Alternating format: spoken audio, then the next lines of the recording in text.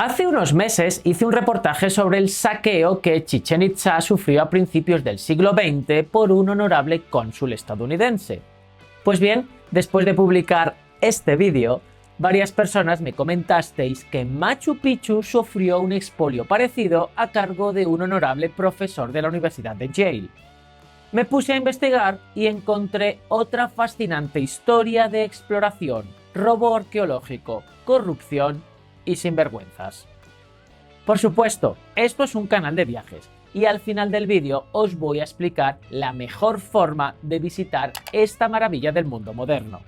Pero antes, como siempre, empecemos el viaje por la historia.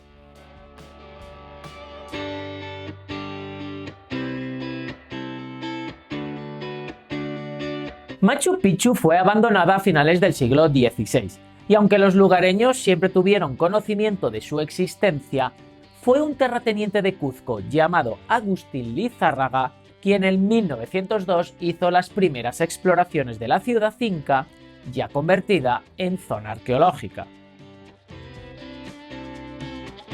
Lizárraga era agricultor y no era consciente del valor arqueológico que tenía Machu Picchu, pero sacó a la luz pública la ubicación de este yacimiento. Pocos años después, la noticia de la existencia de esta antigua ciudad inca llega hasta la Universidad de Yale, donde daba clases el profesor Hiram Bingham, quien en 1911 viaja a Perú para conocer el verdadero valor de estas supuestas ciudades incas.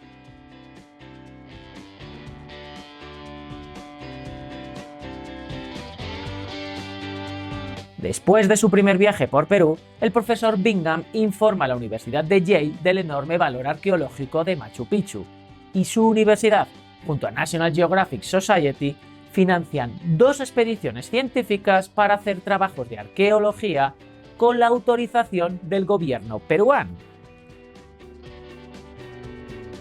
Con los permisos en regla, una buena financiación y la cara dura de la que suelen hacer gala estos honorables arqueólogos de principios del siglo XX, el profesor Hiram Bingham extrajo de manera ilegal, entre 1911 y 1916, más de 45.000 piezas arqueológicas incas que fueron a parar a la Universidad de Yale. Ante esto, uno puede pensar, ¿y las autoridades peruanas lo permitieron? A ver, si vamos al contexto de la época, se puede entender que el gobierno de Perú no tomará más precauciones.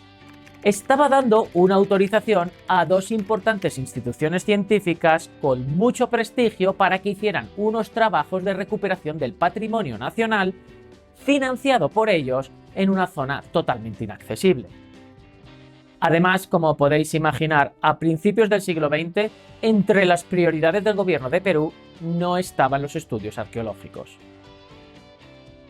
Así que fue relativamente fácil para el profesor Bingham llevarse todo lo que se le antojó.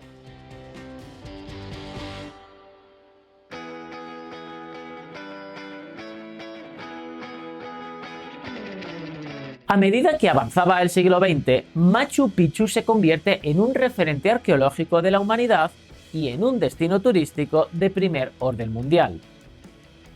Es entonces cuando el Estado peruano empieza a ser consciente que aquella autorización a la Universidad de Yale y a National Geographic Society supuso el resurgir de la antigua ciudad inca, pero también la sustracción de miles de objetos del yacimiento.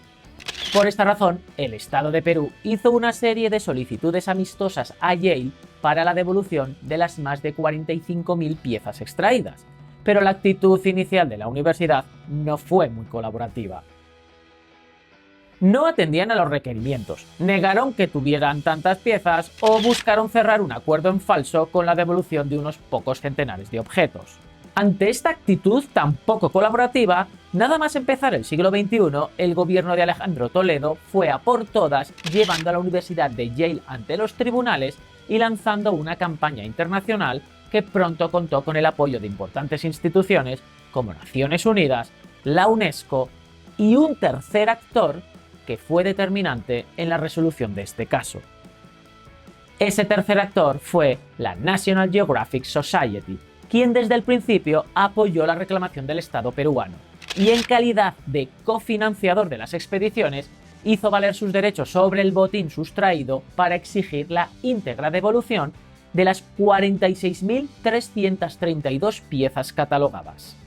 Para dejar sin opciones a la Universidad de Yale, el entonces vicepresidente de National Geographic Society, el estadounidense Terry García, removió todos los archivos históricos de la institución hasta que encontró los contratos firmados en 1912 entre el Estado peruano, la Universidad de Yale y National Geographic. Contratos que dejaban bien claro que cualquier objeto sustraído del territorio peruano era en condición de préstamo para ser estudiados y devueltos al Perú. Ante este escenario, la Universidad de Yale no le quedó otra alternativa que devolver todas las piezas que había sustraído de Machu Picchu. El 21 de junio de 2011 aterriza en el aeropuerto de Cuzco un avión Hércules del ejército peruano con las 35.000 piezas que faltaban por devolver. Piezas que hoy en día podemos disfrutar en varios museos de Perú. Como vimos en el vídeo de Chichén Itzá, ellos no tuvieron la misma suerte que Machu Picchu, ya que el saqueo a la ciudad maya se hizo prácticamente de contrabando y únicamente pudieron recuperar parte de las piezas que acabaron en la Universidad de Harvard, porque la mayoría de los miles de objetos robados acabaron en manos privadas y colecciones particulares, sin ningún tipo de inventario ni registro que permitiera rastrear el origen de las piezas. Y ahora sí, ¿qué os parece si preparamos la mochila y las botas para irnos de viaje a Machu Picchu?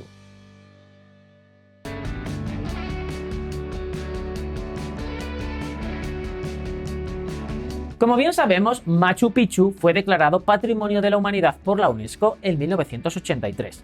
Es una de las 7 maravillas del mundo moderno y uno de los destinos turísticos más importantes del mundo. Es por ello que para preservar este tesoro hay una serie de normas de comportamiento y restricciones, sobre todo en lo relativo al control del aforo.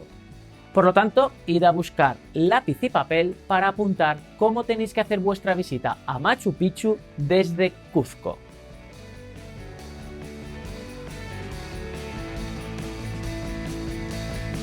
No hay una fecha mala para visitar esta maravilla, aunque bien es cierto que en temporada alta, los meses de julio y agosto, hay mucha más gente, los precios suben y las plazas se agotan rápido. La temporada de lluvias en Perú suele empezar a finales de noviembre y se extiende hasta mediados de abril, lo cual no significa que en esos meses llueva todos los días, ni tampoco que en la época seca siempre haga sol. Por lo tanto, las mejores fechas serían los meses previos y posteriores a julio y agosto.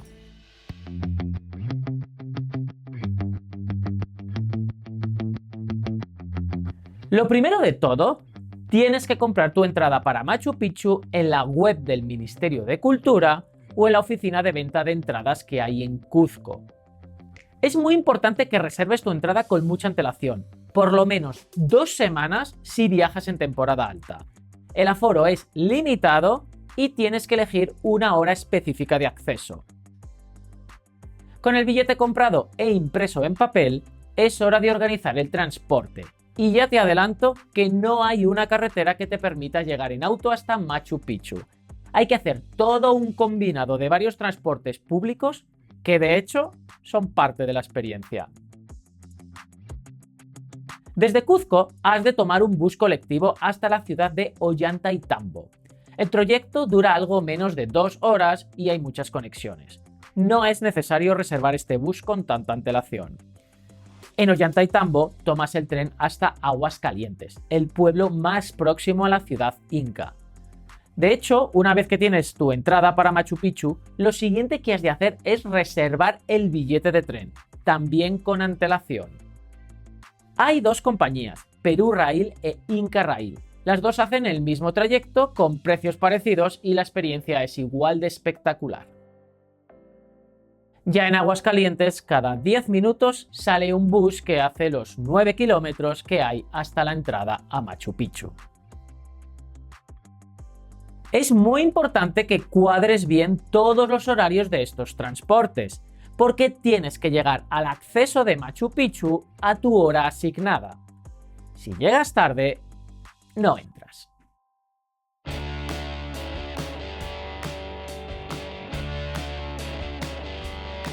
En general, los turistas prefieren pagar un poco más y contratar los servicios de una agencia, que suelen ser todas pequeñas empresas locales. Las agencias se ocupan de llevarte desde la puerta de tu alojamiento en Cuzco hasta la puerta de acceso a Machu Picchu. Ellos compran tu entrada a la zona arqueológica y el billete de tren. Además, te llevan en shuttle hasta la estación de tren de Ollantaytambo desde Cuzco y a Machu Picchu desde Aguascalientes. Y lo mejor de todo es que te incluyen un guía durante la visita a la zona arqueológica. Abajo, en la descripción del vídeo, os dejo un enlace donde podéis contratar vuestra excursión a Machu Picchu desde Cuzco.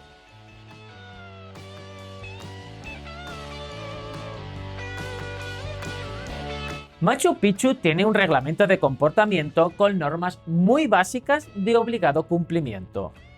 Una muy importante es que dentro de la zona arqueológica no se puede introducir alimentos, y teniendo en cuenta que la visita son unas 4 horas caminando por un terreno montañoso, recuerda que antes de acceder al recinto desayunes algo más que un café. Lleva calzado cerrado y cómodo, es una zona montañosa y empedrada. Los tacones y las hawaianas mejor déjalas en el hotel. Por último, es muy recomendable ir con un guía autorizado. Cuando te explican la historia del lugar, la visita se disfruta el doble. Si vas con una excursión, el guía viene en el paquete, y si vas por libre, deberías contratar uno por tu cuenta. Creo que aquí no es necesario que os pregunte si vale la pena visitar Machu Picchu, porque obviamente hay que conocer este fascinante lugar. Pero quiero pedir a los que ya conocéis esta maravilla de la humanidad que compartáis en la caja de comentarios vuestra experiencia y consejos para los que tengan pensado visitarla en un futuro. Muchas gracias por haberme aguantado, cuidaros mucho y portaros bien.